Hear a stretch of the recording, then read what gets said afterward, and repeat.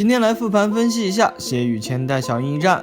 大家都知道，火影里90%的战斗都是在不公平的环境下进行的，要么存在情报差，要么两边人数不对等，所以最终的结果没法让所有人都心服口服。凭什么别人用命换来的情报你直接就用上了？凭什么你是满状态，我却空蓝又残血？凭什么你能临时开挂，我却只能靠自己？凭什么你可以放手一搏，我却在被人拖后腿？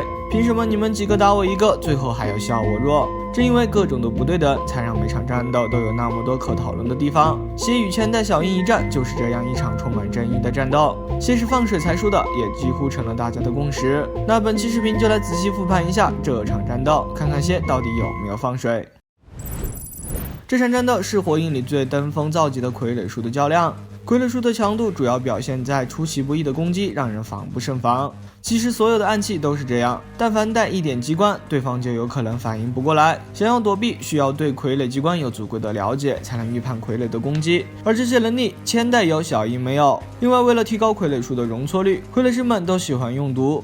哪怕傀儡本身的攻击不足以致命，那后续的毒也能将你带走。千代和小樱虽都是医疗忍者，但解毒这种事光靠医疗忍术是不行的，他需要提取毒素，接触医学器材，化验成分，再寻找药材，精确配比，最后才能制成解毒剂。整个过程小樱花了整整1个通宵，所以如果你没有免疫和分解毒素的能力，那时阵中几乎没办法解毒。以公平性的角度来看，小樱提前制作的2支解毒剂算是在作弊了。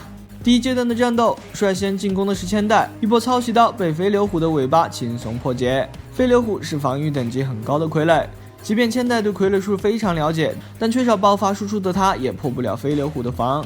接着飞流虎来了2波密集的毒阵攻击，但都被千代轻松躲过。虽说傀儡师普遍不擅长近身战，更何况千代还只是一位身高1.49米的女忍者，但优秀的傀儡师是绝不允许自己有这样的短板存在。所以不管是千代还是蝎，他们的体术其实也很优秀。蝎对于千代能躲过毒针并不奇怪，可问题是小樱怎么也能躲过？翻开小樱的8项数值，体6、速6、力6，这体术水平只能用平平无奇来形容。他能躲过毒针，全靠千代用查克拉线对他的操纵。而小樱体术上的短板也将在后面的战斗中频繁暴露。绕过毒针后，小樱拉近了与飞流虎的距离。蝎准备用铁尾进行攻击，但铁尾却被先前千代抄袭刀带上的查克拉线缠住了。毕竟查克拉线是肉眼不可见的，蝎没能发现。小樱顺势一记樱花冲打碎了飞流虎，拿下了第1阶段的胜利。虽然千代破不了防，小樱躲不开毒针，可两人1+1就是发挥出了大于2的能力。战斗来到第2阶段，蝎亮出了他的杰作3代封印。这是蝎用他在20几岁时干掉的最强封印制作而成的人傀儡，可以发动3代封印生前所有的忍术。当然，蝎还给他装上了其他武器，这砍刀削铁如泥，直接斩断了飞流虎的尾巴。比一些花里胡哨却打不出伤害的忍术实在多了。小樱又靠着千代躲过了攻击，紧接着3代封印放出了大量机关手臂追击小樱，接着千代的操作，小樱又躲过一劫。可蝎的攻击还没完，3代封印迅速喷出毒气，又射出绳子绑住了小樱。这发毒气你吃定了。就这短短的几个回合的交手，让小樱速度上的短板暴露无遗。小樱和他师傅纲手一样，都是力量有余而敏捷不足。但凡对面速度快一点，技巧多一点，他们就只能被动挨打，全靠着医疗忍术来硬扛。他俩的战斗就突出一个字：莽。于是小樱又忙了一手，掏出起爆符，炸开傀儡机关和毒气脱了身。还没等小樱喘口气，蝎又射出了毒苦乌。这种状态下，小樱已经无法躲避了。幸好千代及时掏出了父与母2具傀儡挡下了攻击。接着父母傀儡与3代封印上演了一场鬼畜般的血拼。千代和蝎高超的技法也看得让人啧啧称奇。随后蝎亮出了3代封印的秘密武器沙铁，第一发是沙铁石雨，小樱又躲不开，还是得靠千代帮忙。千代那边虽靠着激光盾风挡下了攻击，可傀儡进了沙被卡住了，同时还受到磁力的影响没法用了。一个傀儡保不住2个人，于是蝎又朝2人来了发沙铁石雨。好在千代用自己的傀儡手臂施展激光盾风挡下了攻击。那会儿的设定还不完善，岸本还没有把磁力算作磁盾，否则以后其沾上磁盾攻击必中的特性，即便沙铁被挡下还是能继续追踪。那千代和小樱是不可能避开沙铁的攻击的。现在父母傀儡和千代右手臂都进沙报废了，想必千代也已经黔驴技穷了吧。于是小樱自告奋勇让千代操纵他来战斗。谢也将沙铁石雨转换成了沙铁劫袭进攻，这么大的靶子正中小樱下怀，小樱一拳一个应对的游刃有余。几个回合下来，千代感觉小樱差不多也看穿了谢的攻击模式，说即便没有他操控，小樱也应该应付得过来。这不是废话吗？这些沙铁块这么大，这么明显，肯定很好打呀，这难道还需要什么技巧吗？见沙铁劫袭奈何不了小樱，于是谢转手来了一发超大的 AOE 沙铁戒法，小樱避无可避，身体多处被沙铁擦伤。自然了，这些沙铁也是带毒的。小樱喘着粗气倒在了地上，虽然中了毒不出3天就会死，但奈何谢不想留他到无根。这里谢有千万种方法干掉小樱，比如放下沙铁砸死小樱，或者再次发射沙铁石雨或者苦无等等。但谢偏不，他选择了最笨的一种方法，让3代风影去近身攻击。于是谢不嫌麻烦的操控着3代风影，七拐八拐的绕过沙铁，准备用砍刀取下小樱手机，结果中了小樱的计，3代风影被一拳给打了个粉碎。原来小樱使用了提前准备的解毒剂，分解了毒素，也趁着这个空隙，小樱给自己和千代恢复了一波。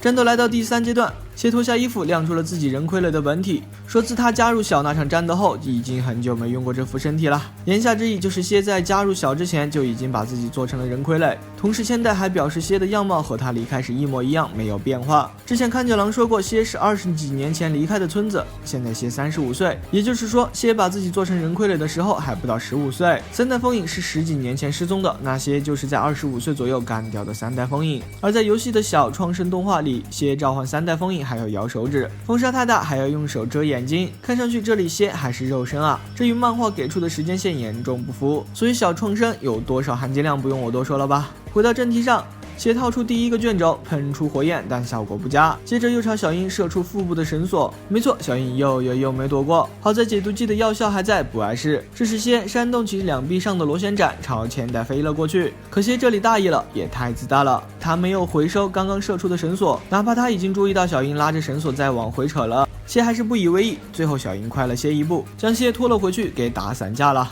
但不要紧，只要心脏部分没事，谢就可以无限重组身体。与此同时，千代也装好了自己的右臂，亮出了他的终极奥义劲松10人众。这10具傀儡是初代傀儡师门左卫门的杰作，强大的足以攻下一座城池。另外，傀儡师的造诣很大程度取决于他能操控的傀儡数量，10具傀儡可以说是凡人的极限了。但谢不管，改造后的身体可以同时操控几百具傀儡。谢掏出了他的第2个卷轴，放出了298具傀儡。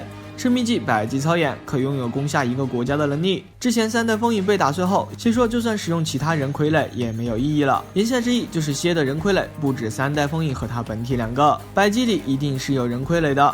其实想也知道嘛，谢10几岁时就会制作人傀儡了，怎么可能到了35岁就只做了自己和3代风影2个人傀儡呢？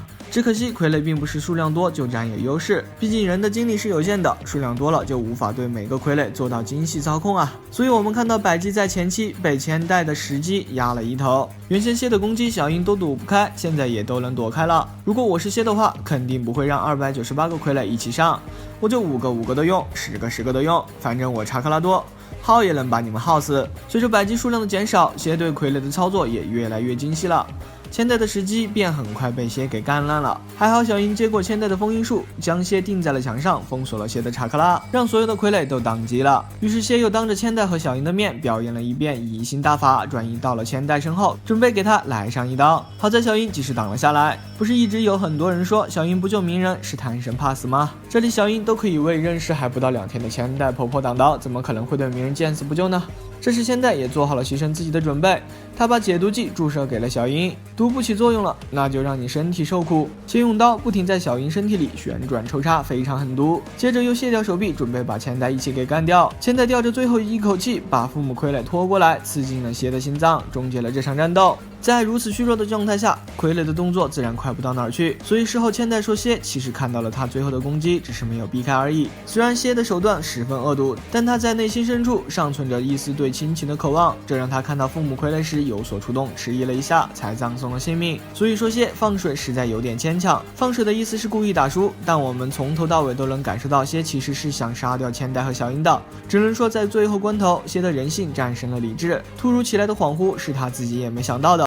这场战斗放在疾风传开篇无疑是非常合适的，岸本用这场战斗告诉观众敌人更强了，真的不再像少年篇那样小打小闹了。释放沙铁戒法和百击时的那种压迫感，想必当年大家都感觉到了吧。好了，本期视频就到这里啦，点个关注，我们下期再见，拜拜。蹭个热点，来聊聊4代雷影爱的实力。雷影在剧里的表现算得上是高开低走，风评2极分化的也比较严重。吹的话会说他是人界第2快男，一个平 A 就能打碎佐助的须佐，和基拉比联手的话，连水门都拿他们没办法。黑的话又可以说他的雷凯能被千鸟破防，速度被精明碾压，本人还是一件没脑子的莽夫。那么本期就从雷影的速度、攻击、防御、智商4个维度来分析一下他的实力，来看看他比3代雷影差在哪里。与水门交手多次，为何都能全身而退？对比纲手，他的优势区间又在哪里？那么点个关注，开始本期视频吧。先说雷影最引以为傲的速度吧。细说常态雷影的神经传导不比水门差，开启雷凯后，连血灵眼都无法捕捉雷影的动作，但这只是系的一家之言，实战表现是怎样的呢？雷影用重流爆和佐助的千鸟对拼，佐助的3个玉血灵眼看穿了雷影的动作，躲过了攻击，雷影反被千鸟刺伤，气被打脸。后面佐助开启万花筒血灵眼，雷影将雷遁铠甲开到最大，也就是这个炸毛的形态，佐助的天照便无法命中雷影了。紧接着雷影闪现到佐助身后，但佐助还是勉强反应了过来，马上给自己的须佐报上天照。由此可以看出，一般雷凯3个玉血灵眼可以捕捉，炸毛雷凯万花筒血灵眼勉强能跟上，而精明碾压的就是这个炸毛雷影。雷影的极限速度慢于精明实锤，但是比精明差不代表速度就慢了。纵观整个人界，速度比精明快的也没几个。满分100分的试卷，你考98分，不妨碍大家还是叫你学霸。大部分的战斗，雷影应付起来就像打中午和鬼鲛那样，就是一瞬间的事。但很可惜的是，雷影的速度优势在无影对抗班时几乎发挥不出来，因为班全程都在站桩输出，雷影空有一身速度却无用武之地，反而让速度比他慢很多但输出更猛的纲手抢了风头。再来说说4代雷影的攻击和防御，同样是用雷遁铠甲，但只有3代雷影获得了最强之矛和最强之盾的名号，而4代雷影名声在外的只有速度。那想来4代雷影的攻击和防御是不如3代雷影的。3代雷影的防御是个什么水平呢？不开雷凯的话会被手局的风盾打伤，开了雷凯，鲜明的仙法螺旋丸能勉强破防，打出一点点裂纹。绘图状态下，吃满风盾螺旋手里人的伤害，甚至能迅速站起来。4代雷影这边，在不开雷凯的情况下，可以抗住天松之术的撕裂伤害，旁边的纲手已是血肉模糊。开了雷凯，能够零距离无伤硬扛咒影2中5的一炮，算是不错。但紧接着却被佐助的千鸟破防给打出了血。千鸟虽然不弱，贯穿性也一流，但在全剧中使用的频率实在太高了，给人的感觉就像是个小技能一样。这也连带雷遁铠甲的防御力被小看了。但不管怎样，鲜明的仙法螺旋丸能把3代雷影打出一点点裂纹，佐助的千鸟则把4代雷影打出了血，可见4代雷影的防御力与3代雷影相比要弱上不少的。顺便提一下，破防不代表会致命，千鸟是把雷影打出了血，但这有影响到雷影吗？雷影后面有微手微脚，担心动作太大扯到伤口吗？没有吧，反而人家更来劲了，加大了雷遁铠甲。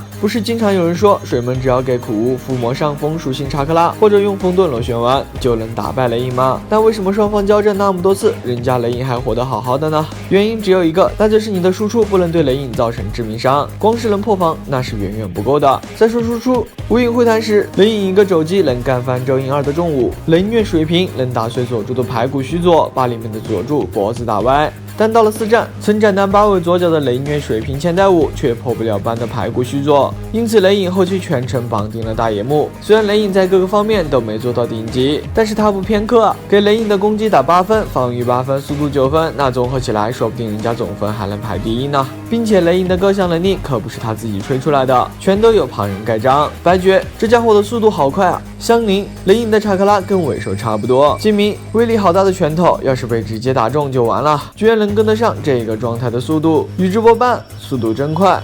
评价一名忍者的实力，上限固然重要，但下限同样也很重要。就拿大家经常和雷影比较的水门纲手和凯来说吧，水门的速度是在雷影之上不假，但雷影防御力强，容错率比你高。雷影可以失误很多次，但水门就得时刻仔细着。纲手开了100毫，输出是比雷影高，但他速度慢啊，攻击不一定能打中人。但反半动来动去，没有站桩让你打，那纲手恐怕只能干瞪眼。凯的上限更高，但可惜8门开得越高，风险越大。7门凯在龟岛用完咒虎，可是去到忍战阅兵时都没有缓过来。万一你这发咒虎没有打死人，那是不是就有被反杀的风险呢？反观雷遁铠甲，这可是没有副作用的。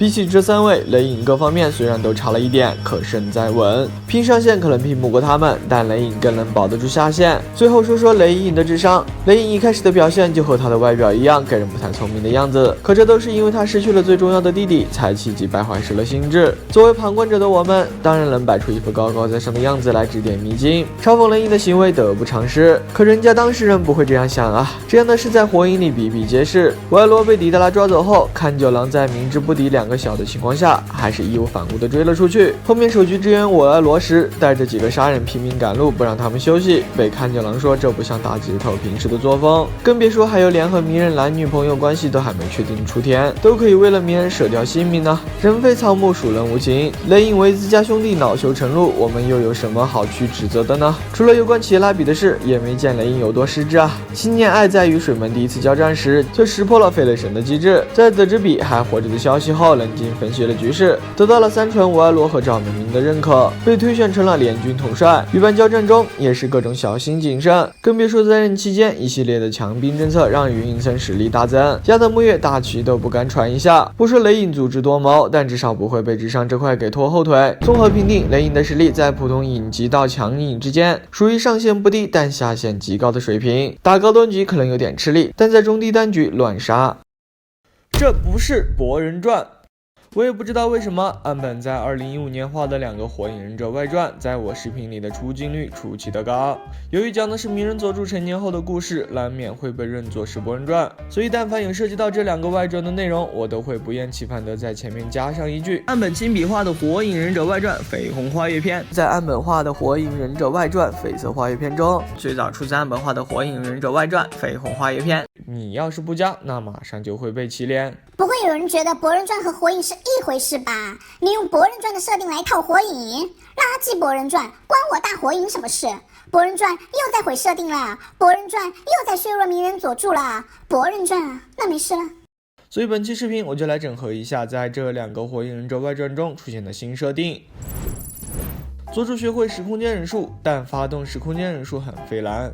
佐助在绯色花月篇里的初登场是3勾玉血灵眼加5勾玉轮回眼的配置，直到第8话恢复了瞳力，才变回了万花筒血灵眼和6勾玉轮回眼。佐助解释说，这是因为他潜入辉夜的时空间里消耗了大量查克拉。外传里佐助虽没有使用过时空间忍术，但这台词基本就实锤了佐助现在已经学会了时空间忍术，并且发动时空间忍术非常耗蓝。后面我们在博人传里看见佐助动不动就缺蓝，就是因为他频繁发动时空间忍术的缘故，这也不奇怪，毕竟辉夜都会抱怨用天之狱中很费查克拉呢。